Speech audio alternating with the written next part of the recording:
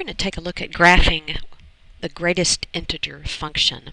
And I'm going to start off by explaining what this means using a number line. The greatest integer function is a function that is called a step function. And here's how we can kind of intuitively understand the concept.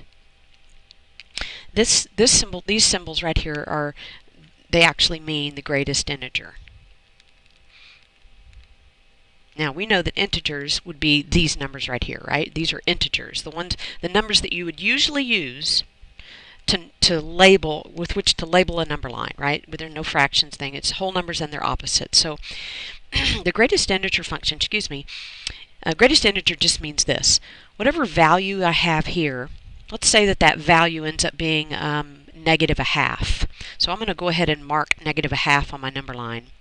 And I'm going to say the greatest integer says that we can do this. We can use the greatest integer not greater than that number. So here's my number.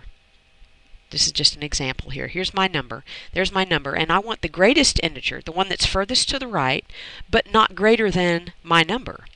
And so that would cause me to have to go back to this number right here. Okay, it has to be the greatest one, the furthest to the right, but not past my arrow. Okay, so let's take a look at how we figure out what the graph of this looks like. I'm going to create a table of values, and we're going to go one step at a time. And I think after the repetition will help. Okay, so don't get discouraged if you don't understand what I just said.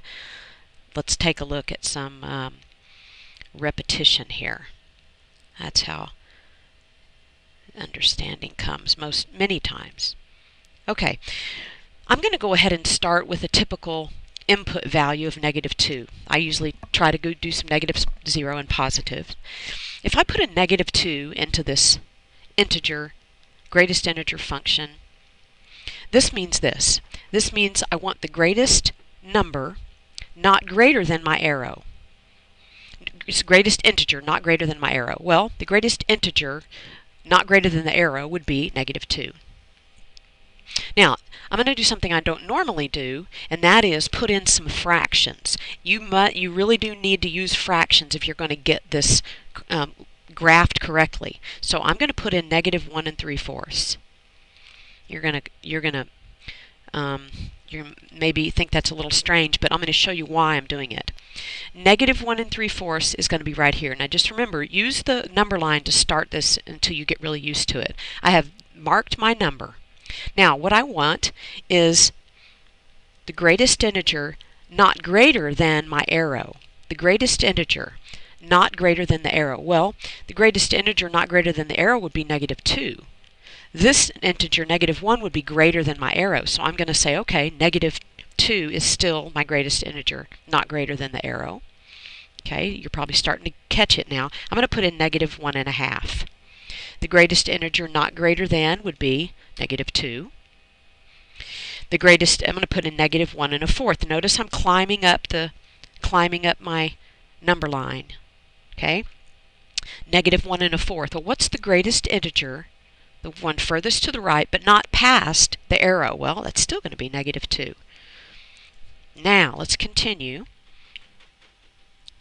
Okay, so now I'm going to go ahead and now make my number -1. Okay, so -1 is going into the greatest integer function. What is the greatest integer not greater than? It can be equal, right? Not greater than. Well, that's just -1. The greatest integer not greater than the arrow would be -1. And again, here we go. I'm going to go ahead and put in -3/4. Okay, so let me change my arrow to be -3/4.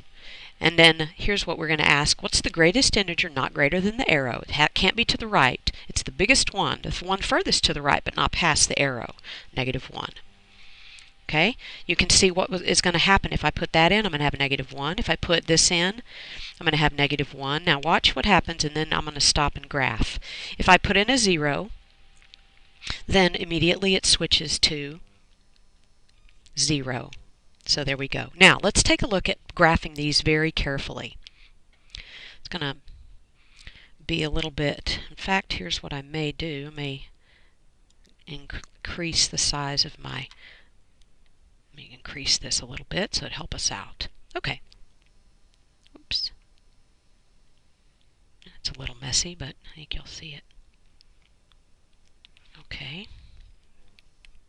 All right, here we go. I'm going to go -2, -2. There's a point. Now I'm going to go -1 3/4, -2. There's another point. There's that point right there. -1 1/2, -2. There's another point. -1/4, -2. Now, as soon as I get to -1, I jump to -1. So now here's what that means. All of these points here are filled in, but when I get to that, I have an open circle, so it jumps up because this is the point that has to be colored in. -1, -1. All right, let's do some more. -3/4, -1. There's my point. -1/2, -1. There's my point. -1/4, -1. There's my point. And now, once I get to 0, 0, that has to be my colored in. So these are colored in all up here until I jump to the next one, and that's open. If you continue the pattern, here's what you get. You get this. All you have to have is just a few little intervals to be able to tell what the pattern is going to be. This, folks, is the greatest integer function.